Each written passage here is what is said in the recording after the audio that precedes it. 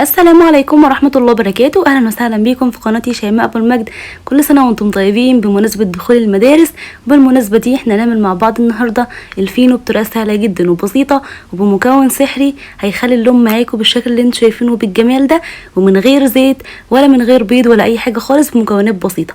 أول حاجة معايا 3 كوبايات من الدقيق، معايا كوباية مية دافية ممكن تستبدلها بحليب، معلقتين كبار من السكر، معلقة كبيرة من الخميرة الفورية، ومكعبين من الزبدة بدرجة حرارة الغرفة. وعايزه اقول لكم ان الزبده دي كمان اختياري، ممكن تستغني عنها. اول حاجه كده على الدقيق هبدا ان انا اضيف رشه من الملح واحط السكر والخميره واديهم تقريبا مع بعض، وانزل على طول بالميه الدافيه. طبعا في المخابز او في الافران بيعجنوا بميه مش بيعجنوا بحليب، بس لو انت عايزه تعجني بحليب مفيش مشكله خالص. العجينه لمت معايا يابسه حاجه بسيطه، هبدا ان انا احط على طول الزبده. تقدري طبعا زي ما قلت لك تستغني عنها، وممكن تستبدليها بمعلقتين كبار من الزيت. هنا العجينه حسيت ان هي معايا محتاجه كده ميه، حطيت لها بالظبط 3 معالق كبار من الميه وعجنتها كويس جدا. احنا عايزين العجينه تكون معانا طريه وبتلزق حاجه بسيطه، ما تكونش بتلزق قوي بالشكل اللي انتوا شايفينه ده. هغطيها واسيبها تخمر معايا نص ساعه. هجيب هنا بقى الصاج اللي انا هشتغل فيه او اللي انا هخبز فيه. الصاج هحط عليه نقطه من الزيت زي ما انتوا شايفين كده، واوزعها بمنديل مطبخ بالشكل ده. انا مش عايزه كميه الزيت تكون كتير عشان ما تنشفش معايا الفينو. تمام. هنا العجينه ما شاء الله خمرت، وهوريكم جمالها وجمال الفراغات والهواء اللي موجود جوه العجينه. هي قعدت معايا بالظبط نص ساعه تخمير. تمام. شايفين بقى الفراغات وجمالها، عايزه اقول لكم حلو قوي.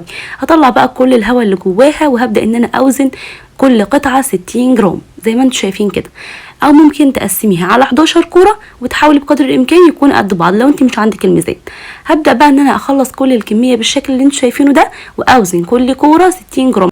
الكميه دي طلعت معايا 11 كوره بوزن 60 جرام وكوره بوزن 35 جرام.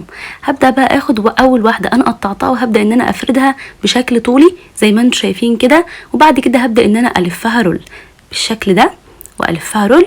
وانتي بتلفي تضغطي عشان ما يكونش فيه فراغات هواء في الفينو بتاعنا من جوه. تمام. بتفرديها بالشكل ده، وبعد كده بتلفيها رول وتقفلي كويس جدا الفتحات اللي موجوده دي والجوانب، وترصيها على طول في الصاج. وحاول بقدر الامكان تكون المسافات كلها متساويه.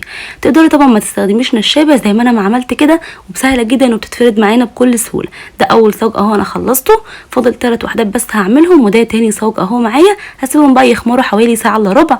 اول ما يخمروا بالشكل ده، دي بخاخه ميه عندنا كلنا في كل البيوت، فيها شويه صغيرين من الميه عليهم معلقه صغيره من السكر، ودوبتهم مع بعض كويس جدا. وهبدا ان انا ابخ بيها الصوابع الفينو بتاعتنا بالشكل ده بعد ما خمرت. واول ما هكون هدخلها الفرن، واول بقى ما بخها كويس جدا بالشكل ده هدخلها الفرن. كنت مشغلاه من اول ما بدات اجهز المحلول بتاعي على درجه حراره 200، الرف اللي فوق الصاجه على طول. اول ما ياخد معانا لون من تحت هشغله الشوايه ويطلع معانا بالجمال ده. اول ما يطلع برده هبخه بنفس محلول الميه والسكر، واغطيه بالشكل ده عشان يبقى معانا طري جدا ويبقى حلو قوي. وعايزه اقول لكم بقى شايفين جماله، وعايزه اقول لكم في منتهى الجمال. لو حابه تغمقيه عن كده مفيش اي مشكله خالص. شايفين بقى هو قد ايه طري وحلو جدا، والله نفس طعم اللي احنا بنجيبه من الافران بالظبط، بل واحلى كمان. وكمان انت ضمن نظافته. شايفين بقى جماله. بحفظه ازاي؟ اول ما يبقى معايا دافي كده بحطه على طول في كيس، واقفله كويس جدا، واطلع منه كل الهواء، وبحتفظ بيه على طول في التلاجة.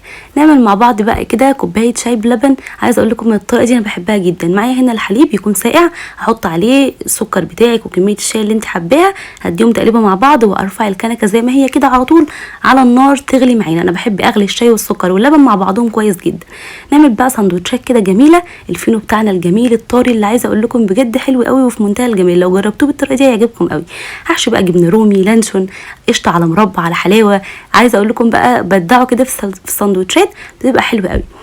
هخلص بقى كل السندوتشات كده ونفطر بيها. عايزه اقول لكم حلوه جدا، وطعم الفينو بجد في منتهى الجمال، مع خياريه بقى كده وتفطري بيها الصبح مع كوبايه الشاي بلبن روقين. لو الفيديو ده عجبكم ما تنسوش بقى تحطوا اللايك وتشتركوا في القناه. هنا بقى خلاص الشاي بلبن جاهز معايا. اجيب المج بتاعي الجميل، المج ده قريب جدا جدا من قلبي. حطيت بقى منديل مطبخ عشان لو وقع اي لبن زي ما انتم شايفين كده امسحه على طول ويبقى معايا الحاجه نظيفه. وصفيت الشاي بلبن بتاعي. وعايزه اقول لكم حلو قوي طعم الساندوتش بقى في منتهى الجمال بجد. الفينو طعمه حلو قوي. ساعات بنجيبه من الافران بيبقى مر. عايزه اقول لكم المرار دي مش موجوده، جربوها يعجبكم. اشوفكم على خير، والسلام عليكم ورحمه الله وبركاته.